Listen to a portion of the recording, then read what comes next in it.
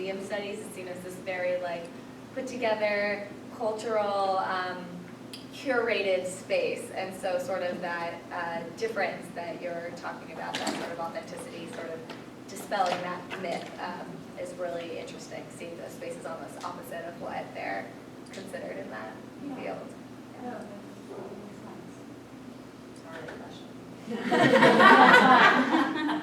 I have a question for Jennifer. Yeah.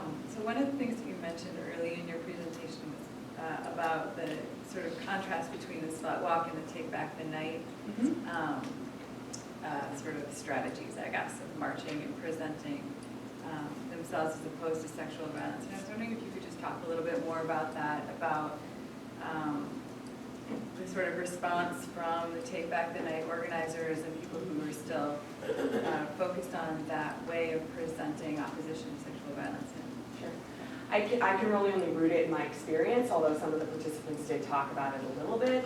My experience has been, I've been involved in 4 or 5 Take Back the Nights now, at different capacities, different larger cities, many tied to universities. And a lot of my mentors were, I don't think that they would be upset with me saying this, or identify with second wave kind of movement. And they found the SlutWalk movement very problematic in a lot of ways. And I don't necessarily disagree with some of their critiques, but at the same time, I think no movement is really above reproach. And I think that there can be critiques of pretty much any movement. And in my experience, I found that the media really kind of works against this movement and really hypersexualizing it when you're actually there. There's not as many people slutted up, as I like to call it, it would seem, given what they portray in the media. So a lot more people bring their kids, families, jeans, t-shirts, everything else. So, I mean, I see them being different in many regards. I mean, they, kind of both have the same similar message, but one is just really localized to this notion of slut. And it was born out not only of the history of the movement, but also this victim shaming, slut blaming that is the premise of their movement. I actually have to kind of piggyback off that. I was wondering, especially since you mentioned doing a layered account, as well as the kind of use of voice, even with the voices of your participants, even within your presentation. So how are you handling the writing process as far as, potentially interjecting your own experience, the experience of your participants, and kind of walking that line between the expert as a voice and how you balance that kind of power?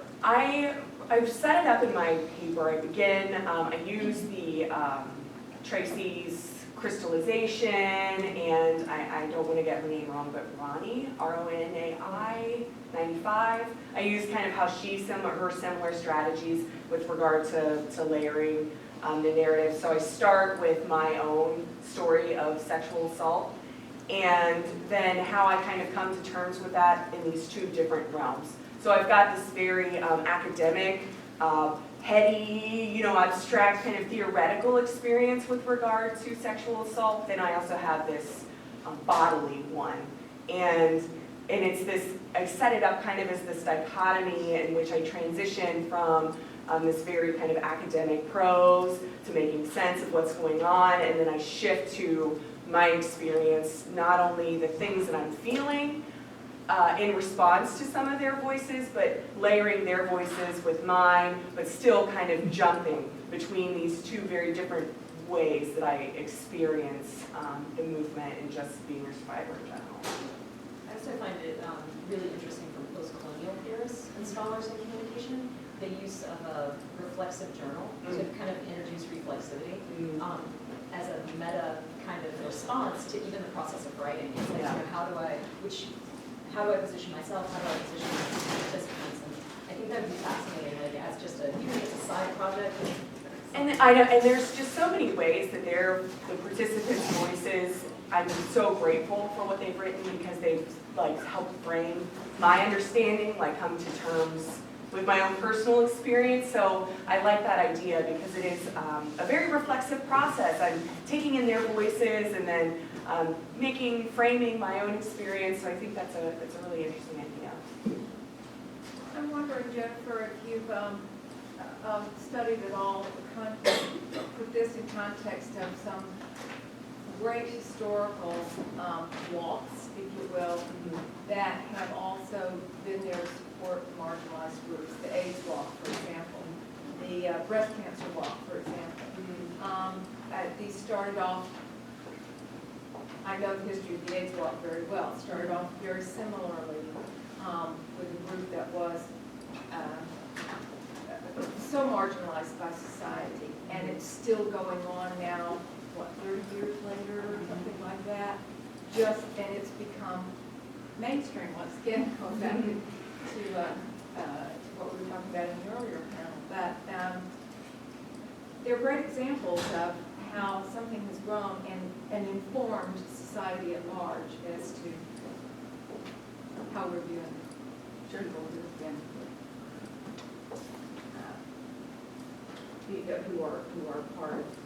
who identify with this community. Jessica, may I ask you a question? I was wondering if you'd speak more about the sort of intersection of gender and sexuality with the pieces that you've discussed. Yeah. Because it seems to me like, I'm thinking specifically of things like ESPN's The Body Issue, where they take, sort of like these forms, right? They artistically sort of put these the nude athletic forms, right? And I'm thinking specifically of how women who identify as lesbian and women who identify as straight are like differently sexualized in this way, and that it seems to be that there's an if women have come out, or at least there are sort of enough rumors about what their sexuality is, that the way in which they're portrayed sort of demonstrates them as sort of inaccessible sexually, and like that's why their portrayals are different. Abby Wambach's different portrayal from Hope Solo, I think are really important, and especially now that the ESPN, the magazine, has done a sort of music covers issue in which Alex Morgan, who plays for the United States women's soccer team, is made up to look like Katy Perry, who's like the sort of the highest form of like what it means to have a sort of male fantasy of femininity. And I'm wondering how you could sort of how you could speak to, especially the way that you described the two Paralympic athletes and how like they're differently sort of sexualized. Do you think it has something to do with this what the photographic apparatus allows for desiring and like people making decisions about who is, or who we as spectators have access to this, have access to sort of desiring them sexually? Maybe that could be like a sort of axis upon which this is. Yeah, absolutely. It's really an interesting point. My undergrad thesis was focusing on sort of this gendering of just female athletes in general and sexualizing that. And when I took it into the disability studies form, it just became an entirely different talk, which was really interesting. But I mean, you start this sort of thinking about someone like Serena Williams, right, who had this originally, like, she was considered this like butch, big, muscular woman. Like, how could she be seen as this sexualized object? And then every time that you see her in the media, she's dressed in a skirt, she's got all this makeup on, right? They're trying to sort of change this image of her. Whereas in the disability community, that's really not looked at all. Women's bodies are almost always seen as asexualized or so feminized to the idea that they're docile bodies, they're helpless, as opposed to this idea that we understand sporting as being more aggressive, more muscular, more masculine. We don't make that sort of equation. And so Amy Mullins is this totally different figure. She just comes in, but the fact that she's a white, straight, skinny, what we consider culturally beautiful woman makes her disability a very different understanding, as opposed to how we just culturally associate disabled bodies in general. But yeah, Hope Llewellyn's performance sort of as this, we would characterize, right, lesbian identity because of the way that she dresses, and we have no idea what her sexual orientation is, right, but we sort of characterize that, and then it's either just completely not discussed in the media, or it's only discussed as, well, that's very strange, right, that's very gender bending, we don't quite understand what is going on with that. But yeah, their sort of put in conversation with each other, I think is really interesting, this way that we use sort of the media to understand these different bodies. I have a similar question. Have you had the chance to look at any type of female disabled bodies in other contexts. I'm thinking Heather Mills on Dancing with the Stars, the Miss Landmine beauty pageant, which started in 2010, which is specifically only allowed for women that have lost a limb due to being involved in a landmine accident. So it's a beauty pageant, but Right. those kind of other female bodies also being differently abled bodies. Yeah, I haven't done that specifically in relation to this, but it is so interesting the way that we sort of, with everything that's been going on with the ADA lately, the Americans with Disability Act, and it doesn't know that, these bodies are being portrayed a little bit more, at least. There's a little more coverage in the media, but at the same time, when we have those sort of pageants, either the disability is seen as this like spectacular object that's exoticized, or it's seen as this, we're gonna just kind of try to ignore it, we're gonna try to wear things where it's not as obvious, like in that image of Hope Llewellyn, you can't even see her prosthetics because she's wearing pants, right? And so how is she trying to understand herself and represent herself, as opposed to how are these sort of institutions of the sporting events or Dancing with the Stars or beauty pageants sort of doing the opposite, or it's still pigeonholing in a way that's like either trivializing or marginalizing in other ways. Tokenizing. Yeah. To continue just a little bit, it may not be something that you focused on at all, but thinking about the intersections that you're looking at, I wonder, did class ever also come up in this intersection and how that potentially played out? Yes, absolutely. I'm a little less familiar with South African classes, so I didn't really focus on it so much with Pistorius, but the difference between Llewellyn, who before her accident had been sort of we understand as lower class, she was an airport control monitor and got run over by a plane. That was how she lost her legs.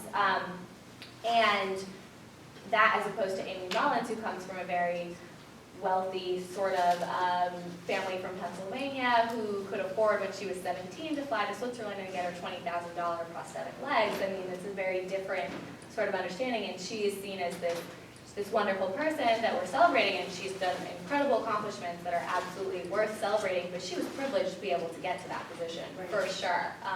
And Hope Llewellyn doesn't get any of this media attention, and she's worked so hard and done all of this stuff and accomplished these incredible athletic feats, but she wasn't given the position to advocate in any other way before that happened. Well, especially since you're interested in visual rhetoric as well, it makes me wonder the photographers and what venues in which these women are portrayed. So what kind of pictures are then represented, who has the power to create those images, and what media outlets use them and for what purpose. Yeah. Which I think also too could raise really interesting questions about class. Yeah. So I have a couple more books, or like articles for you, Lora. There's a great book by Catherine Stewart called The Space Inside of the Road. It is specifically about Appalachian communities. And then there's another article called, it's called Cold Hearts, The Losses of Home in Appalachian Workers' Life. Really interesting piece. And I think this kind of hits on more sensory type ethnography, which I think would be an interesting place to explore. I'm interested in knowing how you see the intersection of oral history and narrative coming together, or if you see those layered or parallel to one another, how you kind of are seeing yourself negotiating that. Well, I think oral history and narrative are a big part of Appalachian culture and what it means to identify as someone from Appalachia. Because what I got when I was talking to these people, and usually I always bring this up, so I'll bring it up now, is I spoke with one man named Ray Carter. I'll never forget him. He was a descendant of the original Carter family, and he is expressing to me these stories about how he can remember being a young boy attending like the public school down the road. The Carter family would come to perform. Well, he's distantly related to them, so he comes home from school one day, says, "Oh, Mom, the Carter family performed," and she goes, "Son, I don't have time for this right now. I need to go outside and I need to go kill a chicken because the Carters are coming for dinner." And so I just think that's so important because his image and his story, even if it's just a little brief snippet, is painting a picture of Appalachia. And so he is painting a picture to me, but I'm not the first person, I'm not the last person he's told that story to. So he's telling that to local people, he's telling that to tourists that visit this space.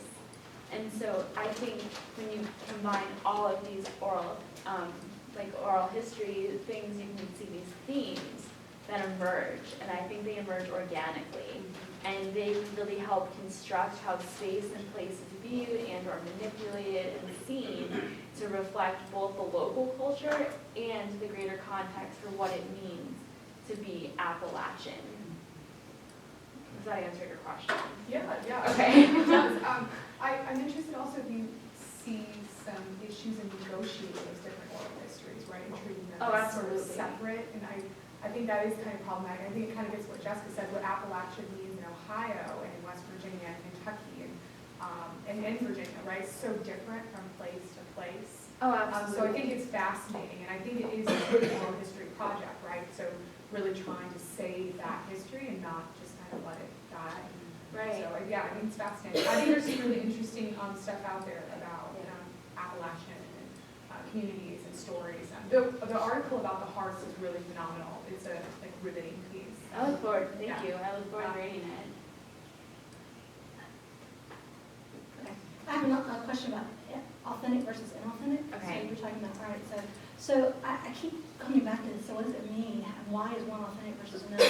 And I have history in Appalachia as well. I've gone to Mountain Heritage Day every day for, every year for years. But, and it also pulls back to these earlier times that not everybody still sits at home and makes their own dulcimers. Right. Or, so there's still something inauthentic about it, and yet there's some authenticity to it too. And I just wonder if it's maybe who's presenting it. So for instance, if somebody, is it heritage when it comes from within group versus somebody coming from without that then tries to portray it to other people? Labeling is sort of, you can kind of see the issue of labeling it, right? Of how you label it and treat it. Yeah, because initially when you showed us the clip from the song, and just knowing the Carter family of what little I know, I instantly think of like Sissy Spacek, Apple-Liner's daughter, right? And Yeah. is that an authentic presentation, right? How is it different from this venue where we can go and watch them sing songs that they didn't actually write or perform? Maybe they did write some of them, but so where does that authenticity draw the line? Even down to like the word Appalachia, like how people pronounce it, because I've found some people who insist on saying Appalachian, Right. Appalachia, and then when you're like, no, it's Appalachia, they're like, oh, either way. And there's like that's this embedded lack of understanding of the culture. I don't know if you found that in terms of people mispronouncing it at home. I was actually at an Appalachian Studies Association conference, the Appalachian actually, and they had this brief discussion about how you're from Appalachia, but you're part of the Appalachian culture. So I was like, now that's an interesting way to look at it, where it's essentially the same, but the pronunciation is different. And I've heard of Appalachia, it's just, I don't know what that means, but I think that can be explored further and and then, when you tie it into what does it mean, I think I want to focus on like what Appalachia means to this space, what it means to the town of Hilton and Mesa Springs, but a definite way to improve further is how you can stretch the narrative out. Because you're right, it does mean something different completely to people of Eastern Kentucky or Ohio or even Pennsylvania. Well, I think we have time for one more question.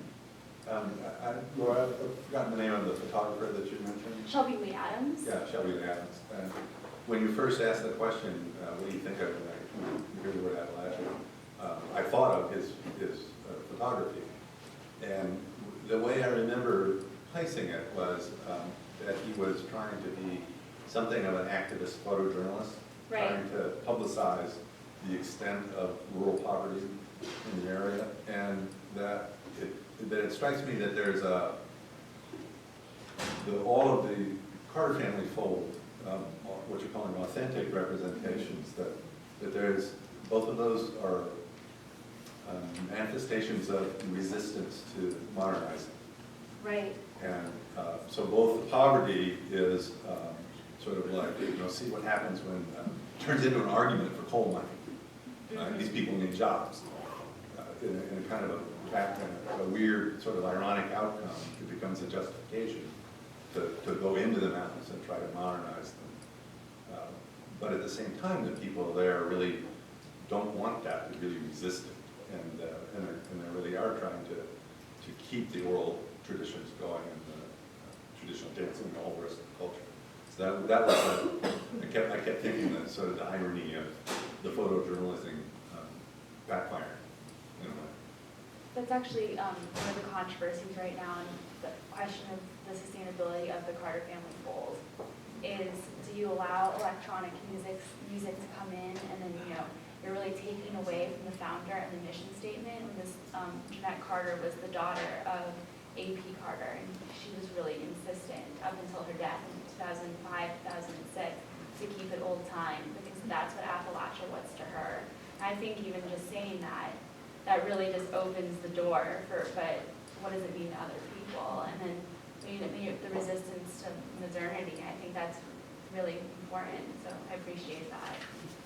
It may be interesting because the argument of authentic versus inauthentic can really lead down a path of philosophical fears. So it may be useful to kind of go oral history and more truth. So what is truth versus authentic versus inauthentic, I suppose? That's a huge question. Right now. Thanks to everybody, thanks for some great questions.